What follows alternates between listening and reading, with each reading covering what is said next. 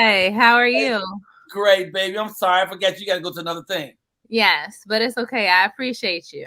All right, I'm so bad. I'm sorry. I'm sorry. What you should we go right to questions or do you have something Yes, for actually, last week somebody sent me a question, it? and Okay. what it was how do you go about having the conversation with your partner that the relationship has run its course? They haven't done nothing wrong, but it's just time to depart because you both grown apart and the love is still present.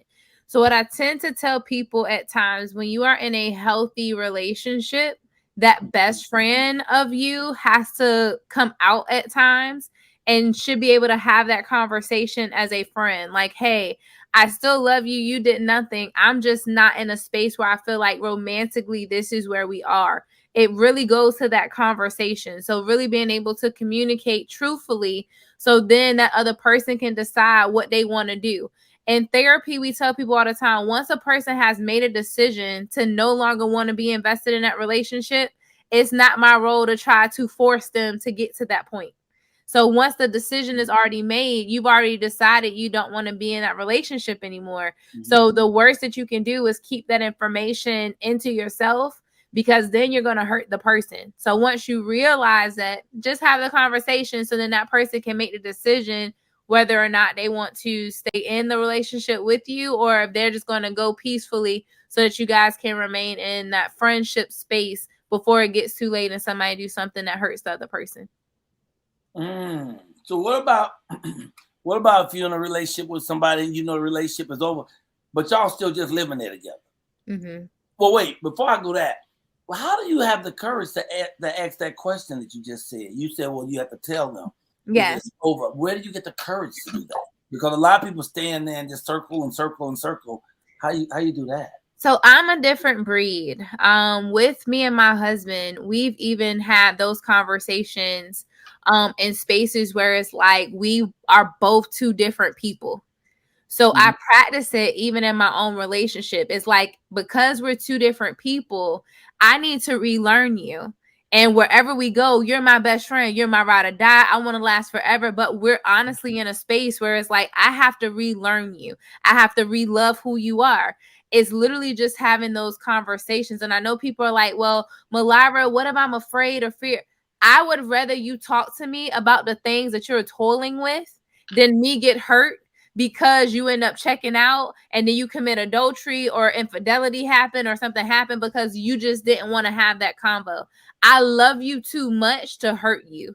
So when people are afraid to have those conversations, I tell them, are you afraid to have those conversations? Or are you afraid to actually break that person's heart because you're holding on to something that you should just go and talk?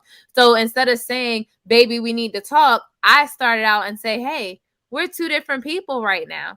I don't recognize you. You don't recognize me. So let's actually sit down and learn one another again. And if Nice. I learn that where we are right now is not a good fit, I love you enough. I'm your friend enough to then say, let's go our separate ways. And then it's the same thing when you were about to ask with people who live together. It goes back to those agreements. Any relationship that you have should have agreements. What are we agreeing to do? If we're going to stay together, why are we still living together? What is this for? Is this for the kids? Is this for us to save money on bills? Is this because we're separate? Like, I just saw there was a mayor, I forgot what city, but him and his wife just reported that they were separated. They were going to date other people, but they were going to live in the same house to still raise their kids. People look at that like, well, why are you still together? But that's their agreement.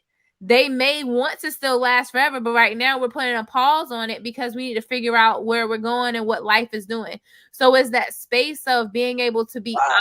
honest with where you are in the relationship. Listen, y'all, I'm a relationship person. I know the information, but y'all know I'm transparent. Me and my husband going to couples counseling right now because we realize we are two different people than where we were when I was 21 years old and he was 23. So I need to relearn you. You need to relearn me. And I'm not afraid that once we put in the work, if I put in the work and we realize, hey, we better friends, Mylira's going to be okay with that. But what I'm striving for is forever. What I'm striving for is to have the porch and us sitting outside and us doing that. But it took for us to have those real life conversations, or one of us would have hurt each other because we didn't want to say, hey, right now things are off. Hey, right now we could be doing a little bit better. Once you have those conversations, you actually save the relationship. When you don't have the conversations, you open up the door for other people to fill those voids. And now everybody across the board is hurt. And Mylira ain't got time for that. So I tell my clients, just have a conversation. Wow. I get so much out of that. The most important thing was learn you.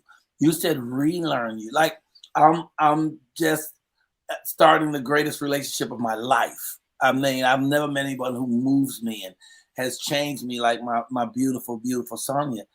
But I realize as you're saying that, we're still just learning each other. It's so much about her I don't know. So much about me that she doesn't know, but we love each other so much.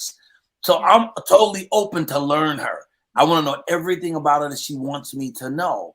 You know, and even the things that she might not think she wants me to know.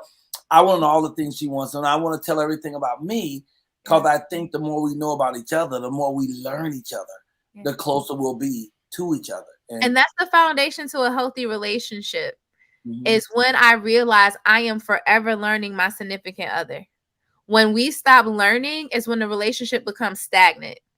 And that's what I tell people. I am not this amazing therapist, relationship guru, and I don't think that none of my stuff stink. I am constantly trying to become the best version of myself, even in my own relationship. So now I'm excited to get to know the new Willie Green. He's excited to get to know the new Mylira Green. And sometimes, like even with this comment, the truth hurt, it does hurt. But what hurts worse is when I lie about it, and then I find solstice outside of this relationship. And then what do you do with that? So it's important to have those true, honest dialogue. And if you can't do it separately together, that's where therapy comes in at. That's where having other mature people who are married that may have gone through a rough spot and they decided. That's the thing. Relationships is not fairy tale. You make a conscious decision every day to be with that person. And when you get to the point where you choose you don't want to be with that person, we do them a disservice when we choose for them their decision. I'd rather have a conversation with you to tell you how I feel, so then you can make an informed decision whether you want to still rock with me or not. That is what a healthy relationship is all about. So I was with my ex, this thing kept coming up for me. I think she wanted me to be like her. I think a lot of relationships, people want you to be like them or to be them. And it got to such a point that I had written on my table. It's on my little table I work across every day. And it says the first thing you need to know about me is that I'm not you. Yep. You know, I mean, once you realize I'm not you, then we can really begin to communicate, because I don't do the same things you do. I don't believe the same things you do. We come from different backgrounds. But a lot of folks can't even say, you know, we're different. No, this is the way it should be because this is how I do it. I may not be able to do it the way you do it, you know.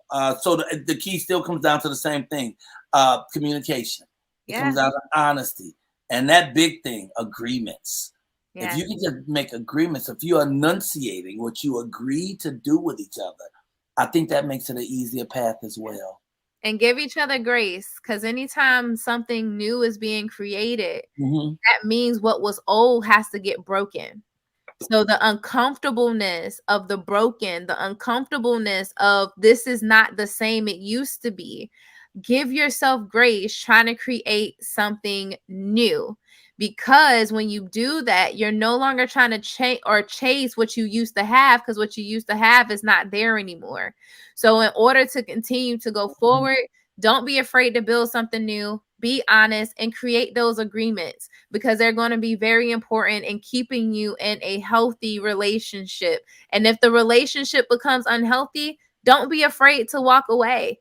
Like, really don't. If you really love that person, I tell my husband all the time, I love you enough. If I get to the point that we're just not working, I will walk away, because I'd rather have a forever friend than to have somebody that I crush or you crush me.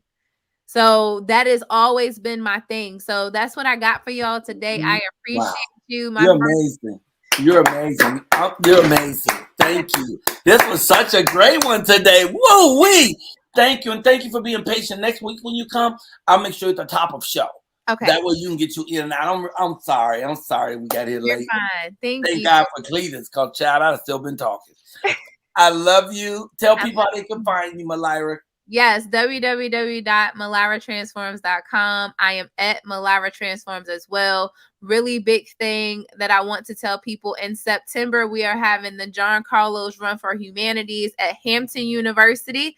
And Dr. John Carlos himself is going to be there, and we are super excited. I'm going to send you all the information, my friend. Yes. His grandson is one of my best friends. So this is the second year that we're doing it. And so if you guys want to come to Virginia, it's September the 21st through the 23rd. We're going to be doing a panel, a gala, and a run walk, as well as a community event. And we're going to have it's September the 21st through the 23rd. And I just want to put that out there so you guys can start doing that. I'll make sure I have all the links and all that stuff next week.